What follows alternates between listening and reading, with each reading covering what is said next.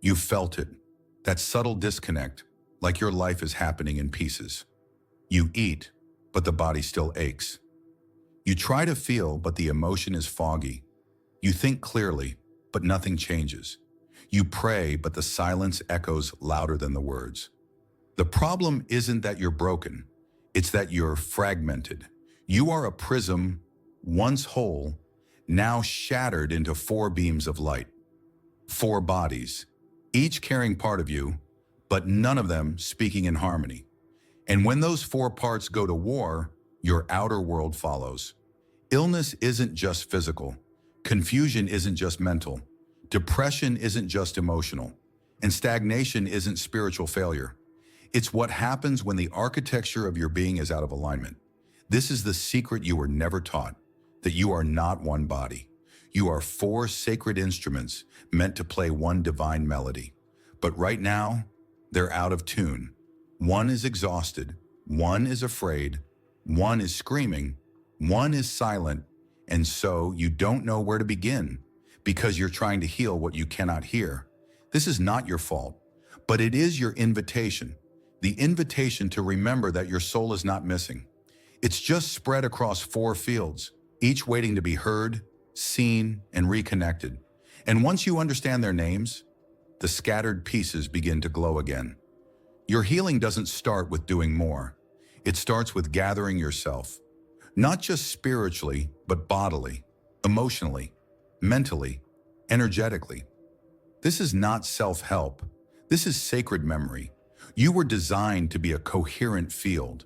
And when that field aligns, reality stops resisting you because it starts recognizing you. This is the beginning, not of becoming something else, but of coming home to all four parts of yourself. Every building has a blueprint. Every temple has a foundation. But you, somewhere along the way, were taught to forget yours. You were taught to believe you were only skin and bone, that if your body functions, you are well, that if your mind works, you are okay, that if your spirit believes, you are whole. But wholeness is not belief. Wholeness is architecture, and you are built from four sacred bodies, not one. Each one vibrates differently. Each one holds memory. Each one speaks its own language.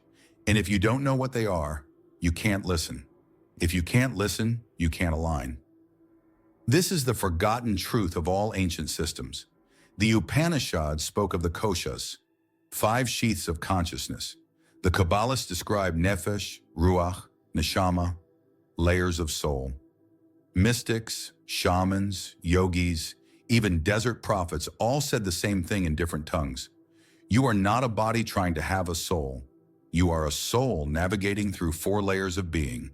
Let's name them: the physical body, the temple, the structure, the emotional body, the tides, the memory, the mental body, the pattern, the story, the spiritual body, the fire, the origin.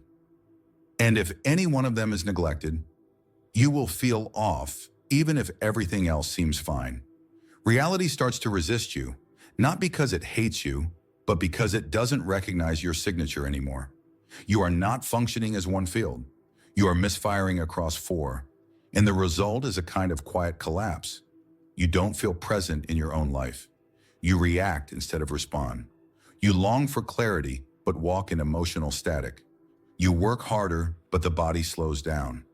This is not because you're weak, it's because your architecture has been abandoned. But what was forgotten can be remembered. And when you remember what you're made of, when you begin to hear all 4 bodies speak again, something incredible happens. You stop seeking permission to exist. You stop negotiating with the world. You start moving like someone who's whole again. This is not theory. This is soul design. And we're about to rebuild you from the inside out, layer by layer, body by body.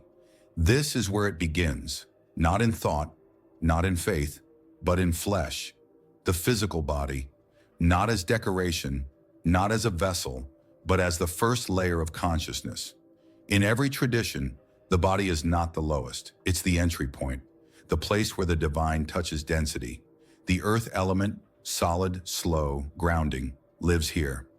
Your bones are its mountains, your skin its landscape. Your breath, its wind echoing through hollow caverns. When this body is ignored, rushed, shamed, or punished, you disconnect from the temple. You mistake movement for progress.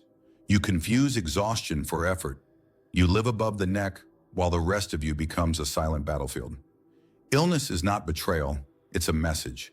A vibration that says, you left me, come home. The spiritual traditions knew. In yogic texts, the body is the anamaya kosha, the sheath of food, rhythm, and life. In Gnostic and early Christian thought, the body was a tabernacle, not a prison. Kabbalah calls it asiya, the world of action, the interface of will. Even the Christ story began with incarnation, and the Word became flesh, not to rise above the body, but to restore it as sacred ground. So what does a disconnected physical body feel like? Constant fatigue, even with rest. A nervous system that's always bracing, feeling not safe without knowing why. Sensitivity to food, sound, temperature, inability to fully be in the moment. This is not failure. This is Earth saying, anchor, listen, slow down. Because Earth has one rule, presence before power. You can't align your life if you're not inhabiting the one space you actually live in. So begin here, not with plans, not with mantras, with body awareness. Sit still, breathe into your spine, feel your feet, speak to your own skin like it is holy, because it is. The altar isn't out there, it's where you stand. This body is not a vehicle, it's the first gate. And until you stand fully in it, nothing beyond it can unlock. The body is the altar, but the emotional body is the water that fills it. You don't just feel emotions, you carry them from your childhood, your ancestors, your environment, even from the people you love. The emotional body is like a river that never stops flowing, sometimes still, sometimes wild, but always holding memory. It speaks in waves, not logic. It doesn't care what you think. It only knows what was felt and what was never allowed to move. In ancient traditions, this body was sacred. In shamanic teachings, uncried tears were considered blockages in the spirit path. In Ayurveda, grief is stored in the lungs, fear in the gut, betrayal in the heart. In Kabbalah, this realm is called Yetzirah, the world of formation, emotion, dream. In Taoist wisdom, water is the master element, powerful because it surrenders, and so it shapes everything. The emotional body doesn't forget, but it will keep repeating until it is heard. What does an unintegrated emotional body feel like? Random overwhelm with no clear trigger, inability to trust joy without waiting for pain, over-identification with others' suffering, emotional numbness or hyperreactivity, feeling heavy even when life is fine. This body isn't broken. It's just backed up, like a dam holding generations of unshed feeling. And it doesn't need to be solved. It needs to be felt. Emotion doesn't want a solution. It wants to move. So what do? You stop running from what you call too much. You sit with it without naming it bad. You begin to notice how your body reacts before your thoughts do. You breathe into the ache. You ask it where it came from. You listen without rushing to fix, because that ache might not even be yours. It might be your mother's fear, your father's silence, your lineage's locked voice. But once it's in you, it's your responsibility to move it, so it doesn't calcify into who you become. Water teaches one sacred law: flow is freedom, suppression is stagnation. And the moment you allow yourself to feel without drowning, you give your emotional body back its intelligence. This isn't weakness, it's alchemy. Feel, move, breathe. Let your waters rise and carry your past home to the present, where it can finally dissolve. You are thinking all the time, not just consciously, but beneath awareness. Your mental body is running loops. Ideas become beliefs. Beliefs become narratives.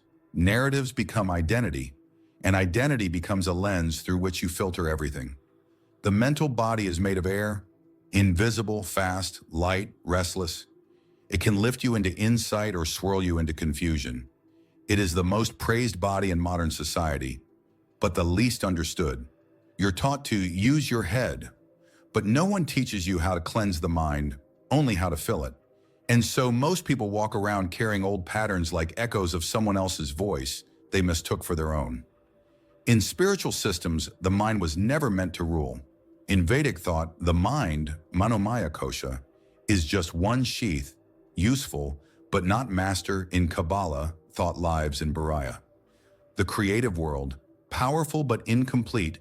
In Hermetic Law, thought is vibration, and vibration shapes form. Christ taught in parables, not propositions, because the soul responds to symbols, not just facts. The mind is a tool, not the truth. And when it becomes the king, you become the prisoner. What does a misaligned mental body feel like? Overthinking that never leads to clarity. Mental exhaustion with no physical cause. Inner voices that criticize instead of guide. Spirals of self-doubt, comparison, and contradiction. Feeling like no decision is ever the right one. That isn't you failing. That's air without direction, wind without anchor. The mental body must be cleared, not silenced, but purified. Thoughts need space, they need breath, they need distance, so you can choose which ones to keep instead of becoming all of them. So how do you align this body? You become aware of the stories, you name the patterns, you ask, whose voice is that? And what's the truth beneath the repetition? You give yourself permission to think less, but truer, because thinking isn't clarity, stillness is. And air responds to what you speak. Every word is an instruction to the field. So when you speak, speak as if your breath builds your future. Because it does. The mind doesn't need to be quiet. It needs to be conscious. And once you reclaim it, not as master, but as messenger, you will feel space where noise used to be. The winds will calm, the loops will slow, and a new thought will rise. One that doesn't come from fear, but from truth. This body doesn't age. It doesn't bruise. It doesn't live in time. The spiritual body is fire, not metaphorical fire, but the original frequency that animated your form. It is not religious. It is not inherited. It does not require belief to exist. It simply is. The fire that burned before your name and will continue burning long after your story ends. This is the body of essence, the eternal tone that you came here to express, the part of you that knows without thinking, remembers without memory, acts without fear. This is the body you abandoned last and must reclaim first if you ever want to feel fully alive again.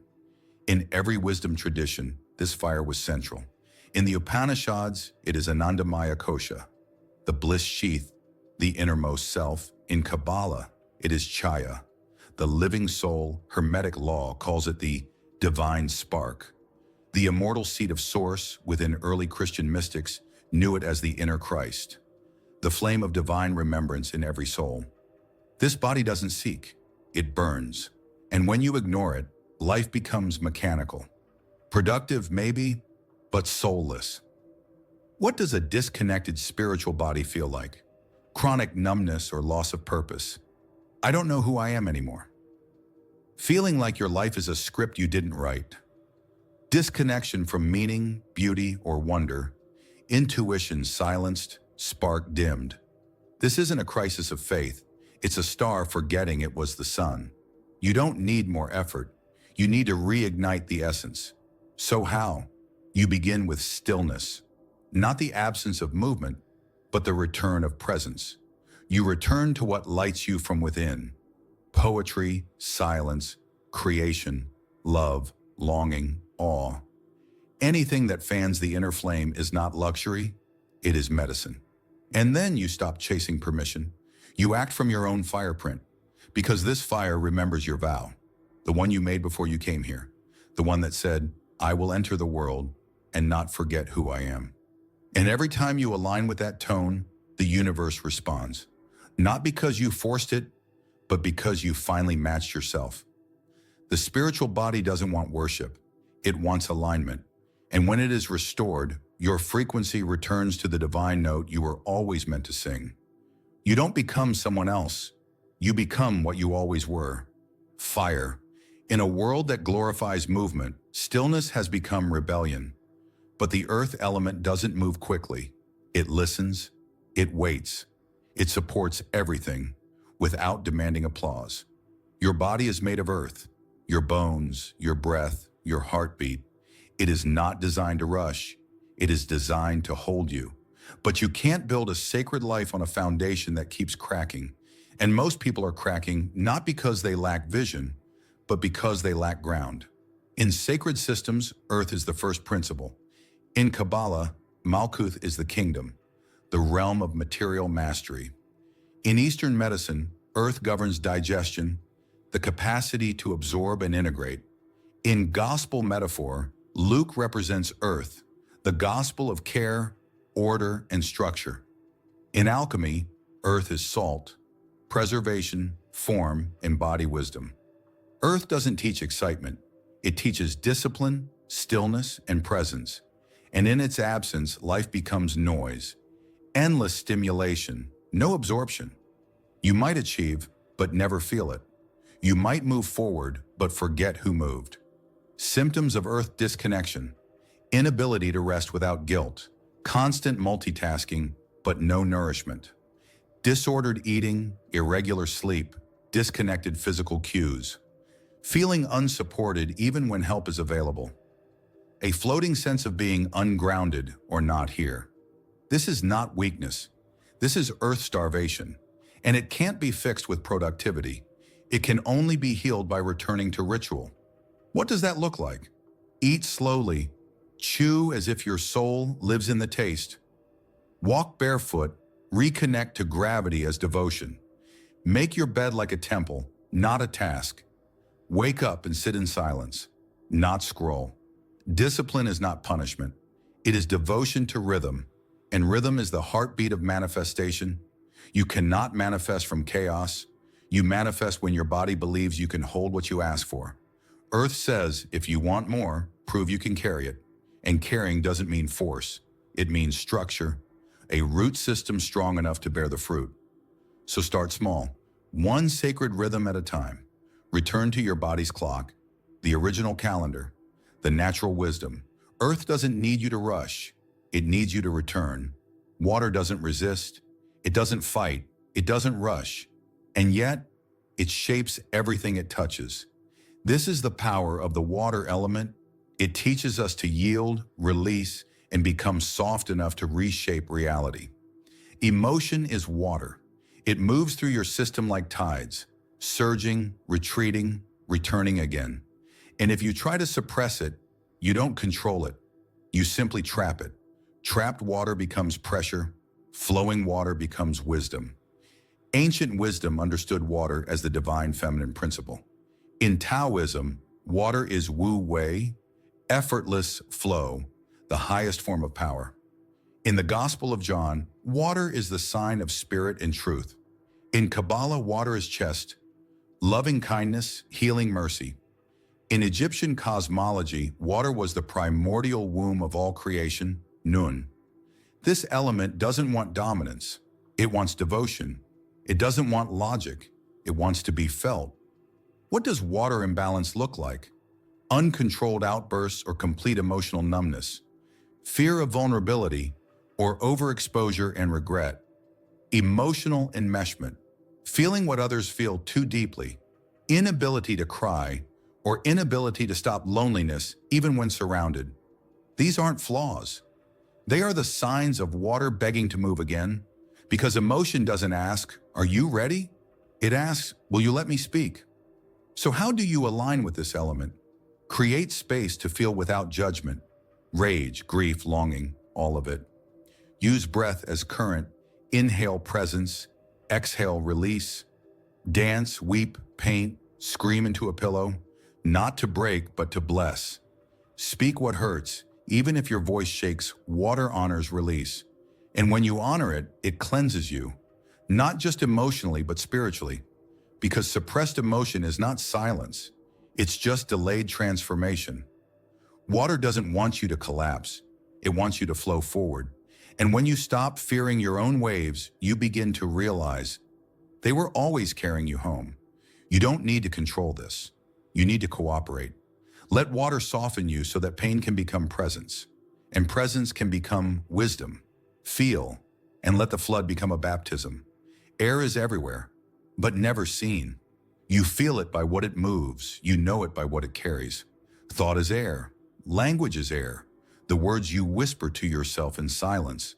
Those are the architects of your reality. Before there is form, there is speech. Before there is belief, there is the thought you rehearsed until it became law. In sacred traditions, air was never empty. It was alive with frequency. In Hermetic philosophy, all is mind. Reality is built by thought. In the Gospel of Matthew, Jesus teaches in parables, abstract ideas shaping inner understanding. In Kabbalah, air lives in Bariah, the world of creation through divine logos. In Hinduism, Akasha, ether, our air, is the subtlest element, carrying sound, vibration, sacred instruction. Air is not passive. It's what carries intention to the field. And if your thoughts are cluttered, so is your frequency. If your words are chaotic, so is your life. What does an imbalanced air element look like? Racing thoughts, overanalysis, decision paralysis, speaking without thinking, or staying silent when it matters. Repeating negative self-talk like a spell, constant doubt, spiraling comparisons. Feeling like your voice doesn't carry weight. This is not just mindset. This is pattern breath shaping your reality, with or without your awareness. In the moment you reclaim the air, you reclaim your story. How do you realign? Become conscious of your words, especially the ones you speak to yourself. Name your thought patterns aloud. Bring shadow into air so it can shift. Use silence as a tool, not just to escape noise, but to hear the deeper voice. Speak new language into your field. Affirm not from hope, but identity. Air does not respond to repetition. It responds to resonance. If you speak a truth that isn't embodied, it vanishes. But if you speak from coherence, your words echo across the field, Nashuan, and reality rearranges. Every thought is a vibration. Every word is a seed. Every breath is a chance to return to clarity. So speak as if your soul is listening, because it is. Let air carry not your fear, but your frequency. Let your voice return home, and let every word you speak become a bridge from who you were to who you now remember yourself to be. Somewhere inside you, there is a flame that never went out, even when life tried to extinguish it. It flickers beneath your fatigue, beneath your confusion, beneath your forgetfulness. That is your will. Not the will to dominate, but the will to become. Fire is the element of alignment in motion.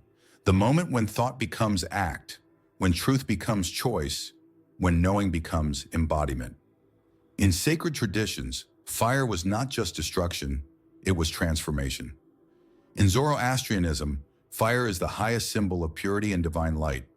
In Kabbalah, fire lives in Atziluth, the world of emanation, source of passion and insight. In the Gospel of Mark, fire represents immediacy, action driven by divine urgency. In Hermetic texts, fire is the initiator, that which transforms base into gold. Fire does not ask permission, it asks for truth, and it burns away whatever is not aligned with that truth. How does fire disconnection feel? Chronic indecision, procrastination, or passivity. A feeling of being stuck despite knowing what needs to happen. A life full of ideas but no follow-through, resentment toward others who are living their purpose. Deep fatigue that comes from not living your soul's vow. This is not laziness. This is unlit alignment. Because until fire is awakened, you can understand your truth, but never act from it. So how do you ignite? Choose clarity over comfort. Every time, say no with fire when something misaligns. Say yes with fire when your soul remembers itself. Act before you feel ready, not recklessly, but righteously. Let your desire speak, not to control the world, but to direct your energy. Fire teaches this law. What you don't act on, you eventually abandon. Purpose doesn't live in fantasy, it lives in motion. You are not waiting for a sign. You are the sign. You are not missing your path. You are avoiding your ignition. And when you align with fire, when your yes is true and your no is clean, the universe doesn't resist you. It recognizes you. Because fire is the signature of those who remember why they came here. Let it burn. Let it clear. Let it call your courage forward. and from the flames, walk out as who you truly are. Not lost, not later, but lit, with the will to begin again. You've seen the parts, the body, the emotions, the thoughts, the fire. You've listened to each one in isolation, but power isn't found in fragments. Power is found in coherence. Coherence is not perfection, it is resonance. It is when what you do, say, feel, and believe finally begin to speak the same language. You've felt incoherence before, when your mouth says yes, but your body screams no. When your mind understands, but your emotions are grieving. When your spirit longs to act, but your thoughts hold back in fear. That's not confusion. That's misalignment of the field. In spiritual and scientific traditions, coherence was the unseen organizing principle. HeartMath Institute shows that heart-brain coherence creates measurable electromagnetic order in the body. In Kabbalah, the Sephirot only produce divine flow when they align in balance. Tiferet Taoism teaches that inner harmony leads to outer flow. Heaven and earth move in sync. In sacred geometry, form arises only when symmetry returns to the field. Coherence is not a mystical accident. It is an energetic decision. You become readable to the universe the moment your four bodies stop contradicting each other. So how do you know when coherence is returning? You speak and feel clear. You act without doubting. Your body relaxes without needing to justify itself. Your emotions move, but don't overwhelm. Synchronicity increases. Peace becomes natural, not conditional. In coherence, life stops being a negotiation. It becomes a mirror. To cultivate coherence, begin each day asking, what do I feel, think, need, and want right now? Take one aligned action daily that matches all four bodies. Speak slower, breathe deeper, rest without apology. Trust the sensation of rightness over the logic of fear. When in doubt, pause until all four bodies agree, because a yes from your mind that's a no from your gut will create nothing but static.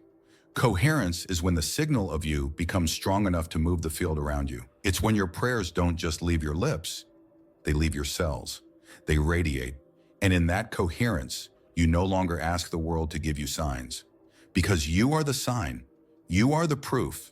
You are the pattern made flesh. You were never meant to bloom all the time. But we live in a culture that fears rest, pathologizes grief, and treats quiet as failure. So when your inner world slows down, you assume something is wrong. But what if the stillness is not a breakdown, but a season? What if the reason you feel disconnected, tired, or unclear is not because you're off track, but because your soul is in winter and it's asking for deep root work, not forward motion? Every spiritual tradition honors the sacred cycle. In Taoism, yin and yang shift constantly, expansion and contraction, light and dark. In indigenous wisdom, the medicine wheel honors the four directions and four seasons. In the Psalms, there is a time to build and a time to tear down, a time to mourn and a time to dance. In Tibetan cycles, death and rebirth are part of one continuum. Every ending births a new vibration. You are not broken when you're grieving. You are not lazy when you're resting. You are not lost when you're quiet. You are simply becoming in rhythm. So what are these inner seasons? Spring, mind. Ideas awaken. Clarity begins to return. Summer, spirit. Passion, outward expression. Action, autumn, emotion. Reflection, shedding, honoring what must go winter. Body, stillness, restoration, integration in the dark. The mistake is in trying to live one season forever, usually summer. We glorify hustle, inspiration, visibility, but without autumn's letting go or winter's deep rest, there is no room for spring's clarity. How do you honor your season? Ask daily, what season am I in? Not just externally, but internally. Resist the pressure to perform a season that doesn't match your truth. Schedule your energy, not just your time. Let your rest be deliberate, not guilty. Let your grief be sacred, not shameful. Let your silence be fertile, not empty. Because when you align your choices with your inner season, you stop forcing outcomes. You start flowing with life. Nature does not bloom all year. and yet she never apologizes for winter. You are allowed to be in process. You are allowed to not always be producing. You are allowed to breathe with the seasons and still become everything you're meant to be.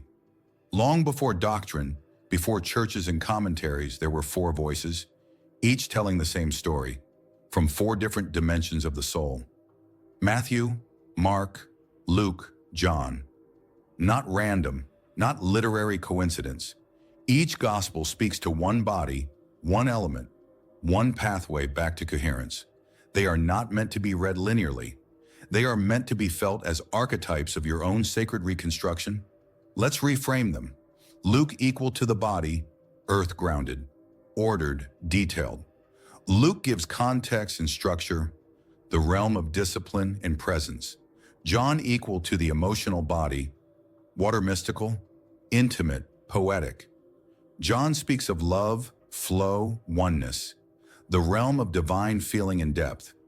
Matthew equal to the mental body, air parables, teachings, logic, and lineage. Matthew structures the mind's path, thought into meaning. Mark equal to the spiritual body, fire, urgency, action, immediate obedience to inner knowing. Mark speaks not of delay, but divine ignition. Each gospel reflects a part of you are trying to remember. Each body of scripture is a mirror for the body of your soul. These archetypes don't belong to one religion. They are universal patterns found in myth, mysticism, and the psychology of transformation. Jung called this the collective unconscious, symbols embedded in the human psyche. Campbell mapped the hero's journey, each stage a return to soul truth. Indigenous teachings speak of the four winds. Directions of being Hermetic Law speaks of as above, so below. Archetypes as soul blueprints. The Gospels are not just to be studied. They are to be inhabited. Read Luke when your body forgets how to rest. Read John when your heart can't feel. Read Matthew when your mind spirals. Read Mark when your spirit needs to move. Not as theology, as medicine. Because archetypes do what information can't. They activate memory. They awaken the knowing in your field that doesn't need to be explained because it's already encoded. And when you feel that resonance, you stop trying to figure yourself out and start feeling yourself forward. The gospel is not just a story of Christ. It is the mirror of what happens when a human aligns fully with body, emotion, thought, and soul. And when you do that, you no longer read the sacred story. You become it. The universe is not listening to your words. It's listening to your frequency. You can say affirmations. You can visualize outcomes. But if your inner tone contradicts your outer request, the field responds to the tone, not the sentence. Because energy doesn't speak English. It speaks vibration. Everything in creation moves, and that movement has a rhythm, a wavelength, a hum. From the spiral of galaxies to the beat of your heart, everything is frequency, and frequency always attracts its match. This is the law of vibration, older than any religion, backed by mystics, physicists, sages, and modern metaphysical science. In Hermetic Law, vibration is one of the 7 principles. Nothing rests, everything moves, everything vibrates. Neville Goddard taught that the feeling of the wish fulfilled is the vibration that bends reality. Quantum field theory shows that particles behave differently depending on the frequency applied. The Vedas described Nada Brahma, the world is sound, reality as the song of the universe. You are not separate from this. You are a tuning fork, and your field is constantly singing a tone into the quantum. What happens when you vibrate in contradiction? You say, I am enough, but feel unworthy. You visualize abundance, but vibrate fear. You perform confidence, but radiate self-doubt. The result? Nothing moves. Or worse, you attract more evidence of your misalignment. It's not punishment, it's just law. It's how mirrors work. So how do you shift vibration? Don't force feeling. Remember identity. Who are you without the fear? Enter coherence, body, mind, emotion, and soul saying the same thing. Use breath, music, prayer, movement to retune your field. Don't fake belief. Grow it through small acts of truth. Speak less often, but with more resonance, because vibration doesn't respond to repetition. It responds to reality. And when your tone becomes clean, your life becomes clear. To him who has, more will be given. Why? Because he vibrates as if he already has it. This isn't mystical fluff. It's the secret woven into the architecture of manifestation. The field doesn't speak future. It only responds to now. What you are, it multiplies. What you feel, it returns. What you match, it mirrors. You don't need to chase what you want. You need to become the version of you who already has it. And when that signal goes out, without contradiction, the universe doesn't hesitate. It delivers, not to reward you, but because now it can find you. We've been taught to take, to manifest, to pull things toward us. But energy doesn't respond to wanting, it responds to exchange.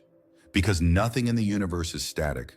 Everything flows, and every flow asks for participation. If you try to take without giving, you create imbalance. If you give without receiving, you create depletion. Either way, the field starts to collapse. Because you violated its law, sacred exchange. This isn't karma, it's deeper. It's the recognition that everything carries weight, intention, attention, effort, love. And if you don't honor that weight, you stay stuck. You want love, but withhold vulnerability. You want wealth, but fear generosity. You want clarity, but avoid stillness. You want respect, but don't self-honor. In sacred systems, this was always understood. In Hermetic philosophy, to receive, one must give. The law of polarity and balance. In Kabbalah, tikkun means correction through sacred action and exchange. In the Tao, water flows where there's space. If you don't clear space, energy cannot enter. In Buddhism, dana, generosity, is not charity, it is spiritual alignment. The universe is not keeping score, it is keeping balance. How do you activate sacred exchange? Ask, where am I asking for more without offering anything in return? Energetically, spiritually, emotionally. Begin with intention. Offer presence, the highest currency. Honor what you already have. Attention equal to activation. Complete your cycles. Don't just start, but finish. Make space before asking for more. This is not about sacrifice, it's about reciprocity. If you want joy, give wonder. If you want peace, offer stillness. If you want power, release control. You cannot cheat this law. Not because the universe punishes, but because it responds honestly. And once you begin to give without leaking, receive without guilt, and move energy with reverence, you become trustworthy to the field, and the field begins to open. Because when you honor energy, energy honors you. And what comes back isn't a reward, but a reflection of how sacredly you've begun to live. There is a structure to your soul, not a rigid system, but a living, breathing geometry. When your body is aligned, your emotions flowing, your thoughts ordered, your spirit ignited, a vibrational pattern emerges, not random, not invisible, but so precise that ancient mystics spent lifetimes mapping it. You are not just a person, you are a fractal of God. And when your four bodies harmonize, you take your place within that sacred pattern. This is sacred geometry, not as an idea, but as identity, the seat of life. 7 interlocking circles: body, emotion, mind, spirit, rhythm, breath, soul. The flower of life, the full template of consciousness, unfolding through symmetry. The Platonic solids, the 5 elemental forms: earth, cube; water, icosahedron; air, octahedron; fire, tetrahedron; and ether, dodecahedron. In Kabbalah, the Sephirot form the tree of life, a geometric ladder from manifestation to the infinite. In Islamic, Christian, and Hindu temples, sacred design mirrors divine order. Because pattern is worship, you were designed to hold divine architecture. What does this mean? That when you align your bodies, your field emits geometry. Coherence becomes form. Resonance becomes structure. And the field begins to respond. Not because you asked, but because it recognizes the shape of who you really are. Misalignment distorts the pattern. Your signal weakens. You feel chaotic not because life is, but because your geometry is incomplete. Emotion without grounding equal to collapse. Thought without spirit equal to anxiety. Will without feeling equal to burnout. Spirit without body equal to dissociation. You need all four to form the sacred whole. So what do? Visualize yourself as a mandala, every part of you reflecting the whole. Move like your body is drawing light into the field. Speak in rhythm, breath, silence, sound. Live in symmetry. What you believe, you act. What you need, you give. What you seek, you embody.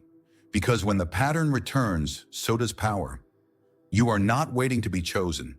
You are waiting to click back into design. When your geometry is whole, the universe does not delay. It aligns, not out of mercy, out of recognition.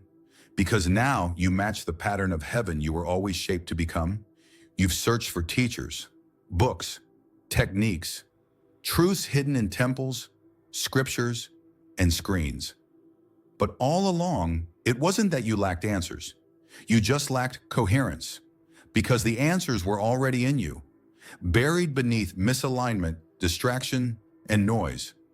And now, you've remembered, you are not one body, you are four, and when they unite, you become the master you once sought. The master doesn't chase, the master doesn't beg, the master doesn't perform, the master vibrates in wholeness. And in that wholeness, life bends to meet them. Because the field does not respond to striving, it responds to recognition. This is your return. To the body as altar, to the emotions as wisdom, to the mind as transmitter, to the spirit as source, to the earth as rhythm, to the water as truth, to the air as clarity, to the fire as purpose, to the geometry that holds it all, to the voice that once whispered, "You are already it." And now, finally, you can hear it. So what now? You stop searching. You start embodying. You speak from the center. You walk with symmetry. You decide as one field, not four broken echoes. You live as someone who remembers, not everything, just the one thing that matters. That your being is the ritual, your alignment is the spell, your coherence is the prayer, and your life is the proof. The world is not waiting for your effort. It's waiting for your resonance, and now that you have it, you don't need to force. You only need to be.